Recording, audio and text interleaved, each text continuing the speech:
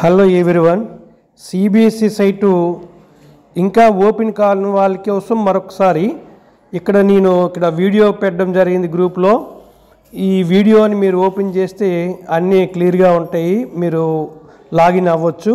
లేదా మరొకసారి చూడండి, ఈ వీడియోని ఓపెన్ చేస్తే మనకి ఈ వీడియోలో ఎలా లాగిన్ అవ్వాలి ఏమిటి అనేది టోటల్గా వివరించి ఉంటుంది. లేదంటే ఇక్కడ చూడండి, క్రిందని మనకి డిస్క్రిప్షన్లో లింక్ ఇవ్వడం జరిగింది. ఈ లింక్ను ఓపెన్ చేయండి. ఈ లింక్ ఓపెన్ చేసిన వెంటనే మనకి Andhra Pradesh CBSE schools website open అవుతుంది. ఇప్పుడు క్రిందకి వెళ్ళినట్లయితే మనకి క్రిందని మనకి లాస్ట్లో ఇక్కడ చూసినట్లయితే చూడండి, ఇక్కడ మనకి శ్రీకాకుళం, ఇక్కడ మనకి ఆంధ్రప్రదేశ్ మ్యాప్ ఉంది. ఏ జిల్లా వాళ్ళకి ఓపెన్ అవ్వకపోతే ఆ జిల్లా వాళ్ళు ఒకసారి మాది విజయనగరం క్లిక్ చేసాం.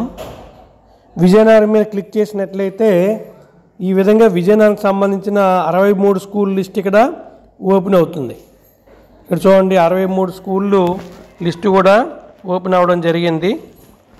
ఇందులో మనకి ఏ స్కూలు వెబ్సైట్ కావాలి ఓపెన్ చేయాలంటే దాన్ని మనం ఇక్కడ ఓపెన్ చేయొచ్చు. ఇప్పుడు కేజీబీవి దేవుడాల అని అడిగారు,